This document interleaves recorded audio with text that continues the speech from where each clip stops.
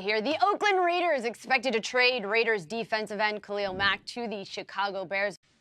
The reason that bad things happen to you is because you're a dumbass.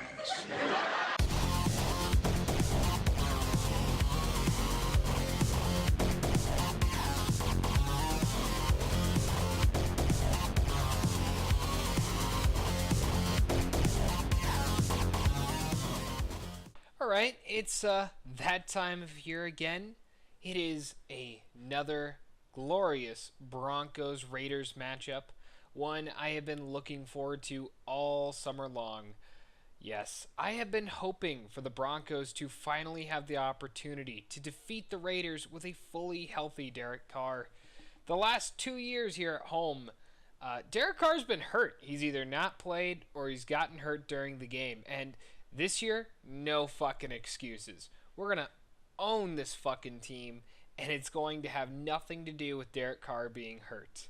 Because this year, it's going to have everything to do with the Raiders just being absolute fucking shit. And, of course, the Raiders were the Raiders this offseason. Right before this season began, they decided to trade Khalil Mack. They traded away a potential Hall of Famer, a likely potential Hall of Famer, right? For what exactly? 4 draft picks? Hold on. You have a choice. You can have the boat or the mystery box. What, are you crazy? We'll take the boat. No, not so fast, Lois. A boat's a boat, but the mystery box could be anything. It could even be a boat. You know how much we've wanted one of those. Then let's just... We'll take the box. I can't help but just be baffled by this decision. I mean, Mack has been in the top 3 in quarterback pressures basically all 3 of the last 3 seasons. He's one of the most deadly pass rushers in the NFL. He's been named to the Pro Bowl at 2 different positions. And these guys fucking trade him? For money? Like, whatever Khalil Mack asks for, you pay him. That's what you do when you have a Khalil Mack, you fucking idiots. You know, I think they should invent some kind of rule in the NFL where if you're an owner, you have to be at least worth $1 billion to own a fucking team. Because shit like this just shouldn't happen. I get that the Raiders got 4 draft picks, but in all likelihood, the best case scenario for them is that they're going to draft one player who can maybe come near replacing Khalil Mack. But they could have just had Khalil Mack and then drafted a good player on top of that in the first round next year, because I didn't think they were going to be very good anyways. I mean, let's be honest. The Raiders suck, and John Gruden hasn't coached in 10 years. But instead, they trade away their star player because they're a bunch of fucking geniuses. Moving on to how they played in that first game. Yeah, they looked pretty fucking awful. I mean, they got blown out. Granted, most of it happened in the fourth quarter. But some basic reasons as to why they got blown out was because they had no fucking pass rush. I wonder why. And pretty much no one on that defense was able to really stand out. They were able to hold the Rams' running game and the passing game a little bit in the beginning, but by the time the second half was coming around, it seemed like they had run out of ideas. It doesn't help that Derek Carr is now at the point of forcing throws. That just looked fucking awful. I really gotta say, I expect way more from Derek Carr than to force some of those just atrocious fucking throws that he was dishing out. That was embarrassing to watch. And if I was a Raiders fan, there would be one thing I could really take away going into this game against the Broncos and feel somewhat okay about. And that would be my fucking offensive line. And I would be a huge fan of Donald Penn.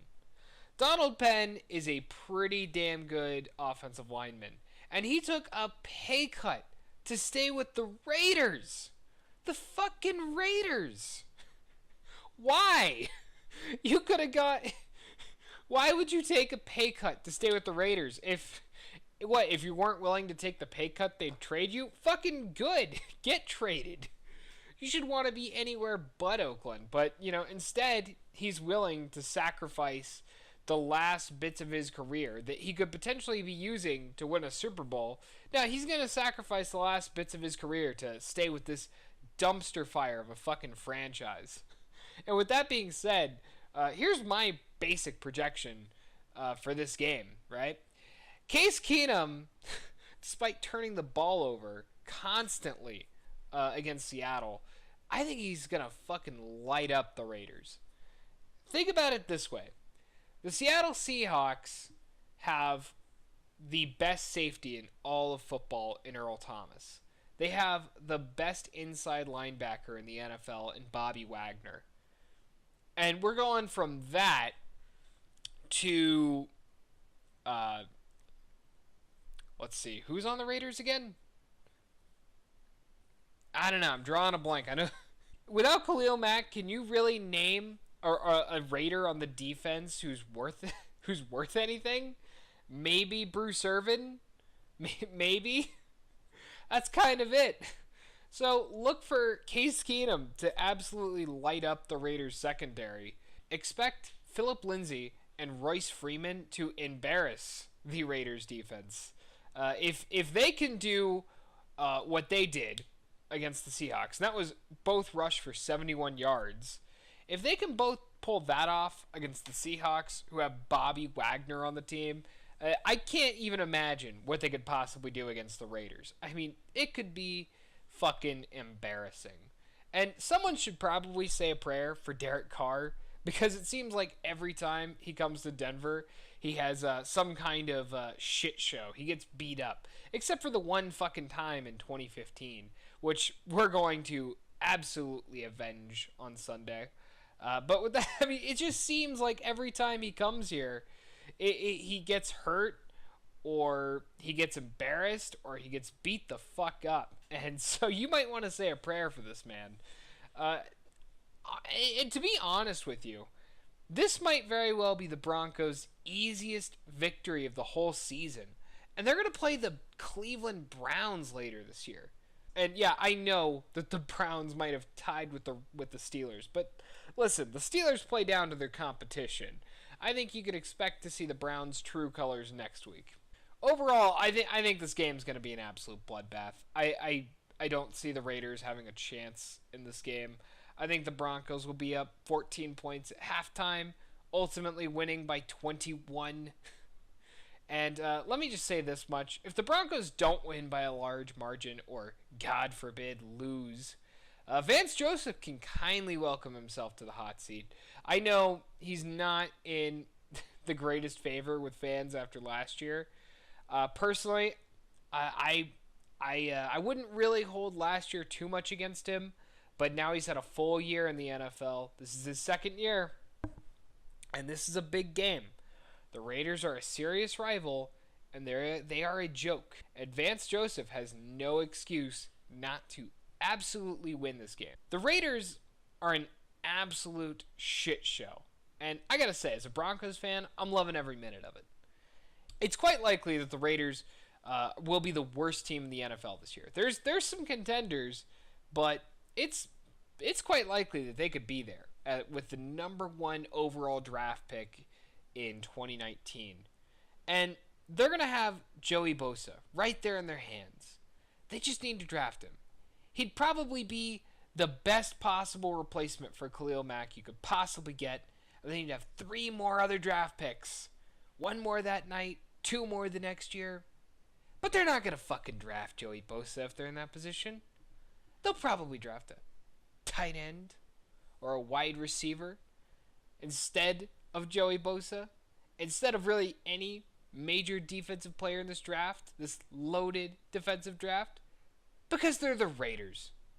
It's what the Raiders fucking do. The Raiders fuck up. If you've ever wanted to know what the culture of the Raiders are, what the Raiders are all about, it's about fucking up. Raider fans, with the first pick in the 2007 NFL Draft, the Oakland Raiders select quarterback Jamarcus Russell, LSU.